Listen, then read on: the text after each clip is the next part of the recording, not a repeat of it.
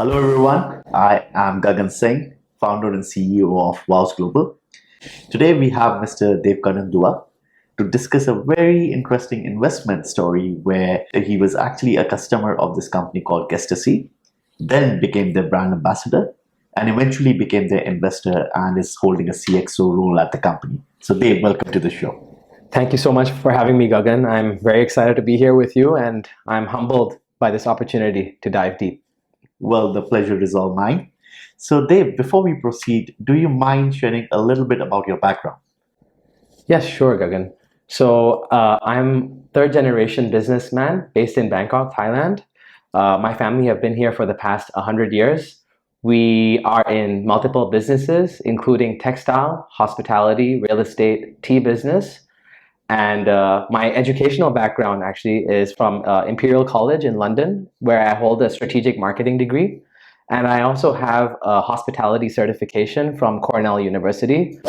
Thanks, Dave. So before we deep dive into more about your investments into Guestasy, I wanted to learn more about how the industry has changed post-pandemic, particularly the hospitality industry.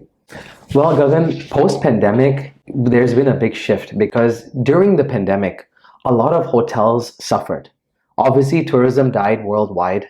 And the only thing that was actually generating some income was quarantine hotels, actually, because they literally became part of the pharmaceutical industry. Because of that, a lot of owners started to look into their books a lot more. And what I mean by that is they started to become more concerned about the costs. Previously, they may have closed their eyes, but now they were forced to look into their books more and understand their business in a deeper way. And since then, we have seen that there has been a shift, especially within Asia Pacific region.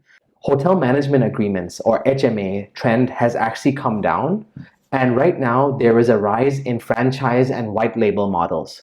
Now, when you operate with white label and franchise, what does that mean is that owners are getting more insights into their business. So this is a perfect setting for Guestasy because it is enhancing guest experiences through actionable insights from reports that are based on review data that give owners all the foresight they need into their own business. So the pandemic shift is actually creates a beautiful opportunity where the principal agent problem comes closer together and that the incentives between owners and management companies become more aligned. Creates a perfect test bed for technology and solutions like Guestasy for owner empowerment. Well, that's quite insightful. So, Dave, I would like to ask you that before you became an investor at Guestasy, you were actually their customer. So, would love to understand more on A, how did you discover them? And B, essentially, what actually drew you to their product? I'm a managing director of Lohas Residences Sukhumvit Hotel, which is an independent hotel. When you're independently managed, a lot of different startups come to your door first because they know that the layers in decision making is quite flat with no management structure in place.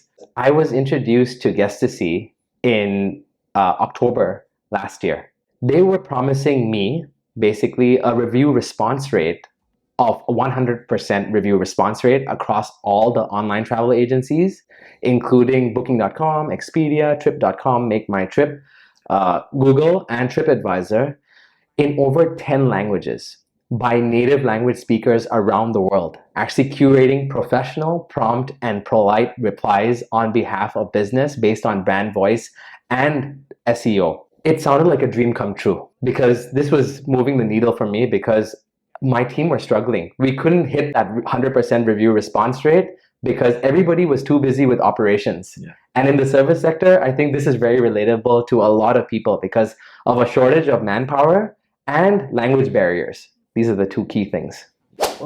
Well, that's interesting. And now your investment thesis makes absolute sense to me. But Dave, the more I conversate with you, I am realizing that you're not just an ordinary customer, or you were not just an ordinary customer for Guestasy, because you were quite a bit of an advocate too, and you were spreading positive word of mouth for the company.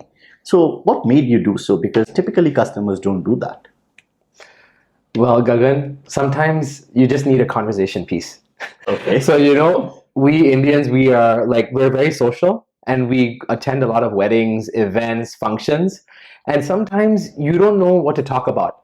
And for me, Guestasy was a beautiful conversation piece where I could relate to other fellow owners and share this vision of this company and how it was assisting me. And I was just happy to share it with the rest of the community. And that became just like this infectious energy that I was feeling. And that's what happened. Well, that's funny because I never knew that talking about a cool company would make you sound smart. That's a good one. Okay. But Dave, I know so many customers, right? They can use your product. They can also become your advocate and promote your product. But still, the journey from becoming a customer and an advocate to investor is very, very long. And I meet a lot of angel investors myself, and they want to participate and invest in up and coming technologies, but they're extremely worried about losing their capital, right? And the risk associated with the startup investments. So, how did you maneuver, or what was your journey that made you decide from customer to becoming an investor into the company? So for me, actually, first I had to look at myself. Yeah. How was Guestasy solving my problem as a hotelier for my own asset? And when I saw that it was helping me a lot and I became that customer, that paying customer, I started to look back to see this solution was developed for which owners. And the solution of Guestasy was actually developed for the Naka Phuket, actually back in 2018.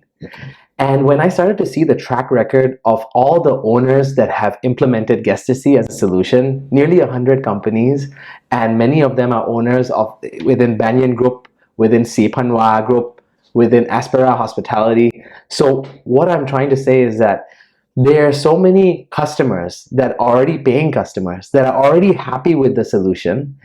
It's not just addressing review responses. The amount of actionable insight that is given to owners from review data. Because Gagan, you have to understand something that with management companies, usually they have their systems and brand standards, and review responses and review is usually held at the corporate level. But post-pandemic, owners want to become much more involved in their businesses. They want to have the foresight in their businesses, and the actionable insight and the reports that we generate through all the reviews provides a beautiful bed for us to actually capitalize on and grow. So when I saw that, Gagan, and as a user myself as well, I saw that the problem that Guestasy was addressing was a global problem. Right. In fact, it sounded to me like they were, if done correctly, it looked like they were addressing $1 billion problem. Okay. That actually makes a lot of sense now because you saw the problem firsthand and then you saw that other hotels were willing to pay to solve the problem for them too. So you validated it. And yeah, I agree that's a global problem. Okay. But then, regardless of that, right?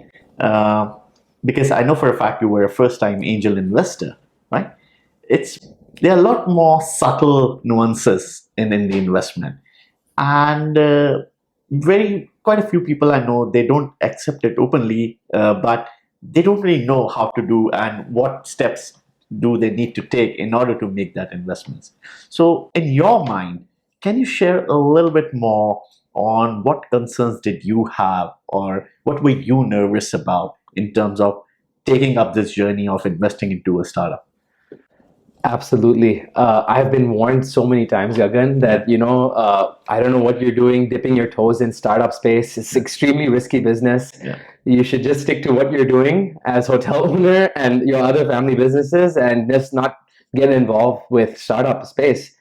But actually, to be honest, I think there's one key thing is addressing the misalignment of information. And what I mean by that is that there has to be like thorough due diligence that one must do in the startup space to understand the founders, their vision, where they see this company heading, and then seeing as well with the macro view of like artificial intelligence and that aspect as well, and whether that's going to create shifts or not in this space. So to answer your question, it is highly risky, but I think with the right information and with the right partners, Yeah. we kind of de-risk that position and involving yourself as well, and your energy and what you can bring to the table is also a big part of it, I would say. Okay, that's another interesting point you made, bringing something to the table. And that I personally believe it's a very important thing that investors should bring more to the table than pure money. So in your case, I can see a synergies now that you, based on your background, could actually help the company. But then, for a fact, you took up an executive role in the company as well. So Yeah. can you share a little bit more on that? Because being a customer is a different thing, investor is an altogether different thing, and then joining the exec team and taking a CXO role is like altogether. So these are three extreme scenarios, and you are catering to three different parties in an ideal world.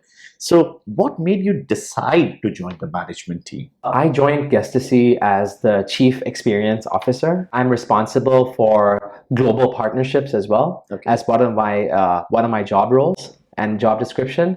And the reason why I went with the three hat approach, investor, CXO, and from a brand advocate position, as a way to de-risk my investment. Because when you are involved in a business with multiple hats, with multiple ways in which you can perceive or participate in a business, you're able to somehow hedge your risks without being too overly weighted on each aspect. A core member, for example, of a team, Gagan, would not want you suddenly to say that, hey, I'm an investor in the company, you must listen to me now. Yeah. No. There has to be a way in which you manage relationships, and you have to be able to switch those when and where necessary at the right moments in order to execute on the greater vision for a company. But it's easier said than done, no? Because there is a conflict on certain ideas, and then you're not just investing your time and energy into the company, but you also have a capital risk in that.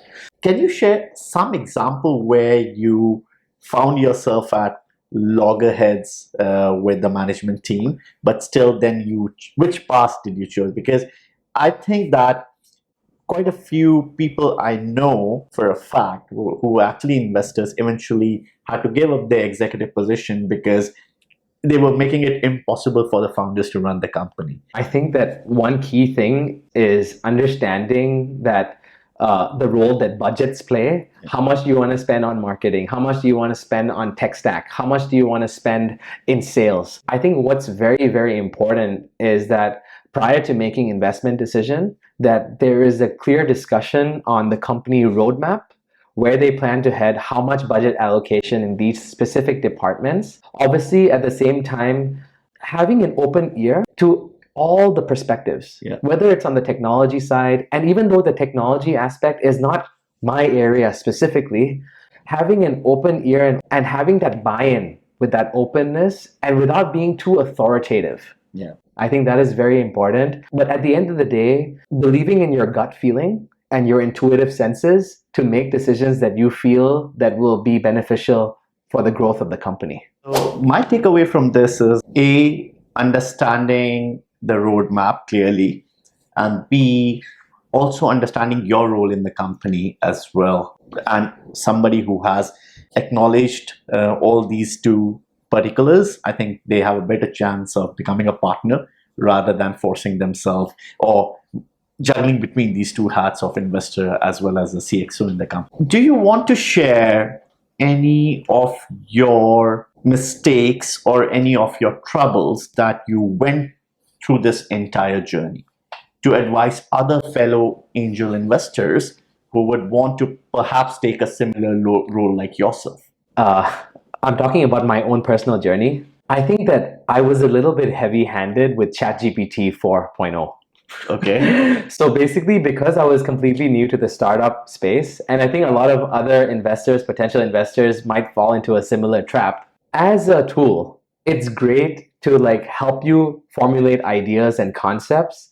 But at the end of the day, I think that there are subtle nuances on the legality aspects and the accounting aspects and multiple things within startup investing that ChatGPT does not have, or other AI assistants may not have that level of grassroots industry knowledge. This was a very important learning curve for me, Gagan. at one point in time, I was actually going to confirm the term sheet advisory just based on ChatGPT advice, just to let you know. Okay. So it was just based on ChatGPT. And I was like, okay, you know what? What does ChatGPT think about these terms? And I just got that information from ChatGPT, and it sounds so convincing. Yeah. It sounds absolutely brilliant and so convincing that I was just going to be like, it's okay. It's time to make investment. And then there was that inkling sensation that came in that was like, are you sure? I mean, this is too good to be true. Yeah. Interesting. What I am learning is that heavily relying on tools, particularly generative AI tools, you got sucked into it, but eventually you made a decision of seeking professional advice to help you navigate through this journey. And of course, you don't need to do it for all your investments, but particularly during your early investment days, it's hard. It's very important for investors to educate themselves. So, okay, makes sense. So with that, I would like to do a little bit of selling because we help you. We were part of this your journey of this investment into Guestasy. So how were we helpful, and anything which you would like to share with me? Because I, as a CEO, I would always want to learn where we can improve as well. So what was your experience with us? The way I look at it is that my involvement with WOWS Global, with you, Gagan, for me, I saw it as insurance. Okay. Okay. I saw it as insurance in the sense that it allowed me to have better sleep at night. Knowing that I am in good hands with somebody who has that level of expertise and that knowledge in this space. And I didn't want to be a smartass, basically. And I knew that seeking your advice and seeking WOW's expertise was just a reinforcement of all the knowledge that I had gained through my own research and through my own process of due diligence, especially with the term sheet advisory, which was the main service that we actually used. Yeah. It really assisted us in that process. And the most important thing, Gagan, I would say is that oftentimes we feel that we have, as an investor, the best terms on the paper. Yeah. But little do we realize that sometimes for future investment, we're shooting ourselves in the foot. Now, this is a very, very important part of my own learning journey. Yeah. And that happened through my interactions with WOWS Global. Oh, thank you for that. And we make it a case of point to make it a balanced terms for both the parties. Because sometimes, as you rightfully mentioned, that taking the best terms for investors might not work for the investors themselves, but it can eventually hamper the following rounds. We always make sure that whatever we are doing is as per the industry practice and helps both the parties eat. So win-win situation rather than a zero-sum game.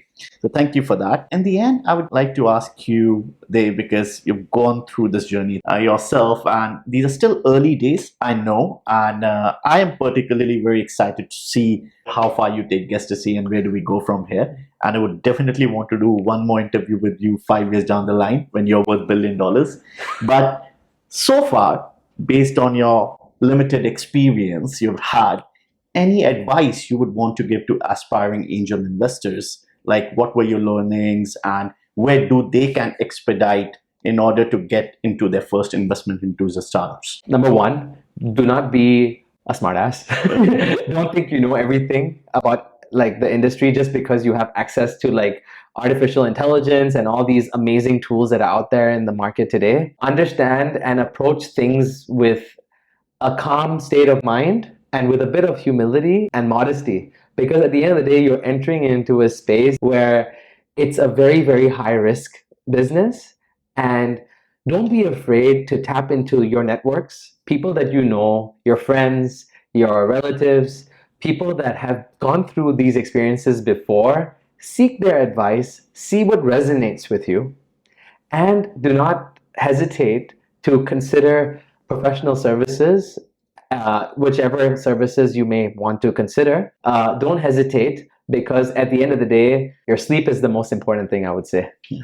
No, thank you. That I am very confident that all the aspiring angel investors will find this helpful.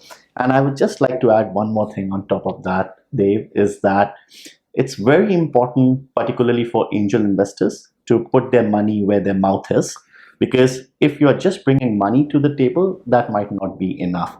So either your network or your customer base, anything additional that you can help the company take to the next level. If you cannot do that to any company, rather not invest. But like you did, you were a hotelier, you could help the company grow. I think this is perhaps the right form of investments, particularly during the early days of the company. So that's pretty much it for today. Thank you so much once again for being part of this interview. I am quite confident that all the angel investors and startups will find this helpful. If you need anything more from us, and if you have any further questions, you can see the email below and you can reach out here and we'll be happy to address all your further queries. Thank you very much. Thank you so much, Gagan.